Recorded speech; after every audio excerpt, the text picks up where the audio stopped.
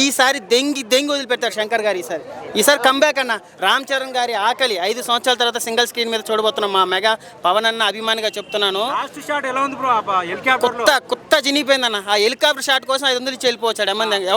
ఎవడైతే ట్రోల్ చేశాడు రామ్ చరణ్ గారి పని అయిపోయింది, శంకర్ గారి పని అయిపోయింది, భారతీయుడు 2 అన్నారు కదా. సంక్రాంతికి లేపి కొడతా చూడు ఒక్కొక్కరిని రామ్ చరణ్. అసలు ఏమన్నా లుక్సా అన్న? ఒక క్యారెక్టర్ కాదు, 3 క్యారెక్టర్లు. ఐపీఎస్ క్యారెక్టర్లో కానీ వాటి అమ్మ మళ్ళా డ్యాన్స్ కానీ అసలు ట్రైలర్ అన్నది. ఒకప్పుడు పుష్ప ట్రైలర్ చూస్తే ఇదే గూస్ బంప్స్ వచ్చినాయి. ఇప్పుడు మళ్ళీ లిటరలీ ఆ రేంజ్. ఈసారి అన్నీ కదులుతాయి వాటి అమ్మంది, అన్నీ కదులుతాయి.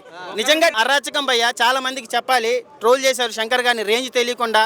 అయిపోయింది, త్రివిక్రమ్ని ట్రోల్ చేస్తారు. అట్లా ఒక్క ముక్కలో రాచకం అన్న. చాలా షాట్ ఉన్నాయి. ఎస్జే సూర్య గారు కూడా నిజంగా అసలు వాళ్ళిద్దరి మధ్యన వచ్చే సీన్స్ కానీ, ఆ లాస్ట్ హెలికాప్టర్ షాట్ కానీ, మళ్ళీ ఐపీఎస్ మన రామ్ చరణ్ గారు లుక్స్ కానీ, పుష్ప రేంజ్ అన్న. నిజంగా చెప్తున్నాను, పుష్ప రికార్డులు ఎగిరిపోతాయన్న ఈసారి సంక్రాంతికి. నిజంగా గేమ్ చేంజరే. తర్వాత బాలయ్య ఉండొచ్చేమో కానీ గేమ్ చేంజర్ నిజంగా ఈసారి పుష్ప రికార్డులు బ్రేక్ చేస్తారు. ఎస్జే సూర్య కాదన్న, ఒక్కనే మా కళ్ళ నిండా మేము రామ్ చరణ్ గానే చూసాం. అసలు ఏమన్నా లుక్సా? నిజంగా చెప్తున్నా అన్న, ఈ సినిమాతో రామ్ చరణ్ గ్లోబల్ స్టార్ కదా. గ్లోబల్ స్థాయిలో ఎవడైతే ట్రోల్ చేశాడో వాళ్ళందరికీ నిజంగా వెనకాల రాడ్ పెట్టి దోశాడన్న. అసలు ఎక్స్ట్రాడినరీ ఇంటర్నేషనల్ లెవెల్ విజువల్స్ ఉన్నాయన్న. నిజంగా శంకర్ గారు టేకింగ్ ఎందుకు ఇన్ని సంవత్సరాలు తీసుకున్నాడో అనిపించింది. కానీ నిజంగా చెప్తున్నాను, వర్త్ అన్న.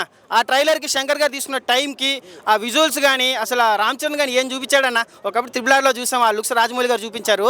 ఎంత స్టైల్గా రామ్ చరణ్ గారు. నిజంగా వింటేజ్ రామ్ చరణ్ మళ్ళీ కంబ్యాక్ అన్న ఈ సినిమాతో. నిజంగా దేవరా రికార్డులు కానీ పుష్ప రికార్డులు కానీ అన్ని డే 1 లేచిపోతాయి. అవన్నీ వద్దు, మన ప్రభాస్ గారిని తక్కువ చేయొద్దు, అలాగని అల్లు అర్జున్ గారిని తక్కువ చేయొద్దు, కానీ ఎన్టీఆర్ని తక్కువ చేయొద్దు. కానీ ఈ సినిమాతో గ్లోబల్ స్టార్ ఇంకో స్థాయికి వెళ్ళిపోతాడు. ఇప్పుడు అల్లు అర్జున్ గారు తీసుకెళ్లి మన సినిమాని టాలీవుడ్ని ఎక్కడ పెట్టాడో రామ్ చరణ్ గారికి దానికన్నా పైన పెడతాడన్న. నిజంగా రామ్ చరణ్ గారి లాంటి యాక్ట్ నిజంగా ఈ సినిమాతో రామ్ చరణ్ గారు ఒక రేంజ్కి వెళ్ళిపోతారన్న. నిజంగా చెప్తున్నాను. ఒకప్పుడు అల్లు అర్జున్ ఇప్పుడు యాడైతే పెట్టాడు మన తెలుగు ఇండస్ట్రీని, రామ్ చరణ్ గారు ఎక్కడ తీసుకొని పెడతాడో తెలియదన్న. నిజంగా రామ్ చరణ్ గారు లాంటి యాక్టర్, అల్లు అర్జున్ లాంటి యాక్టర్, ప్రభాస్ గారు, వీళ్ళందరూ మన తెలుగు ఇండస్ట్రీలో పెట్టడం మన అదృష్టం అన్న. థ్యాంక్ యూ అన్న. ఖచ్చితంగా ఈ గేమ్ ఛానల్ సినిమా పెద్ద హిట్ అవుతుంది. ఇది ఖచ్చితంగా లక్ష కోట్లు టార్గెట్ చేస్తాం అంతేను.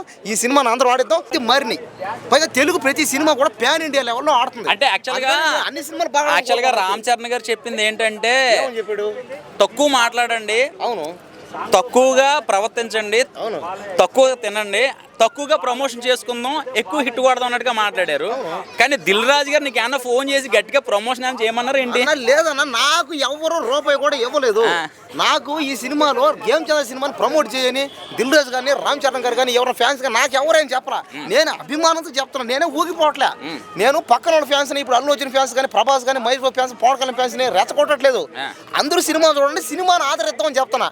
అంటే నేనేంటంటే అభిమానంతో, ఆయన మీద ఉన్న అభిమానంతో ఈ సినిమాకి ఎక్కువ కోట్లు వస్తాయి, తెలుగు సినిమా ఇండస్ట్రీ బాగుపడుతుంది, సినిమా పని చేసే వాళ్ళందరూ చిత్ర పరిశ్రమ మొత్తం బాగుపడుతుంది అని చెప్తాను.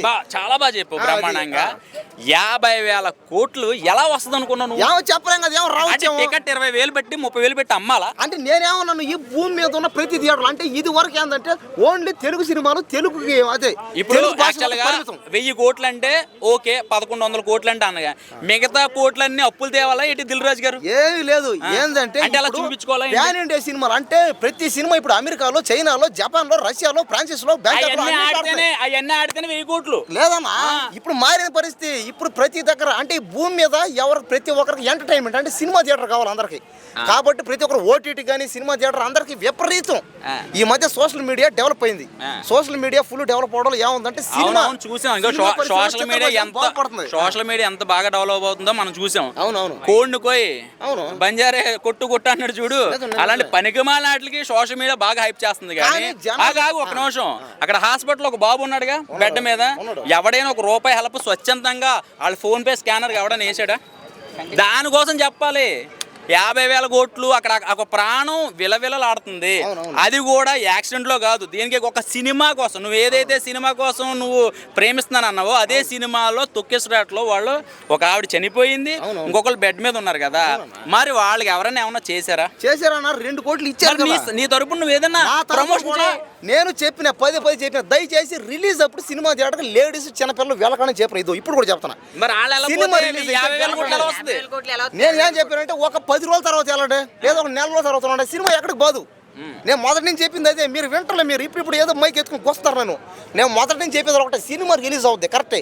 ఎందుకంటే జనాలు విపరీతంగా ఉంటే కొంతమంది సెలబ్రిటీలు పెద్దోళ్ళు సినిమా పోయి రానా సినిమా ఇండస్ట్రీకి అందరూ రండి. ఎంత కలెక్ట్ చేస్తారు? ఎన్నిసార్లు చెప్పాలి, గేమ్ చేంజర్ సినిమా ఖచ్చితంగా 50,000 కోట్లు 1,00,000 కోట్లు కూడా వస్తాయి. ఎలా వస్తాయని చెప్పాను నేను. అదే మళ్ళీ అది చెప్పేది, అదే ఫస్ట్ చెప్పేది నేను. మళ్ళీ 1,00,000 కోట్లు వచ్చావా? ఇదే చెప్పేది అంటే అన్న, అంటే నీ నువ్వు నోటికి ఊగిపోతున్నావు. చెప్పేస్తున్నావు. నేనేం అట్టట్లా, నువ్వు ఏంటంటే కోపంతో ఆవేశంతో ఊగిపోతావు. ఆవేశంతో మాట్లాడుతున్నాను వీళ్ళు ఎవరు చేతను అంటే కనుక. సరే నేను కూడా ఆవేశంతో మాట నువ్వు ఆవేశంతో కాదు, నువ్వు ఎక్కువ ప్రార్థన చేసావు నైట్. నేను అభిమానంతో చెప్తాను. ప్రార్థన వల్ల నీకు మాటలు. ఆవేశానికి అభిమానానికి చాలా తేడా ఉంది, గుర్తుపెట్టుకోండి. ఇదంతా అభిమానంతో చెప్తాను అంతే. ఆయన మీద నాకున్న అభిమానం, ఏ అభిమానంతో చెప్పి అంతేకాని నేను. గేమ్ చేంజర్ సినిమా అందరికీ ఎంజాయ్, ఓకేనా? ఆల్ ద బెస్ట్ అందరికీ.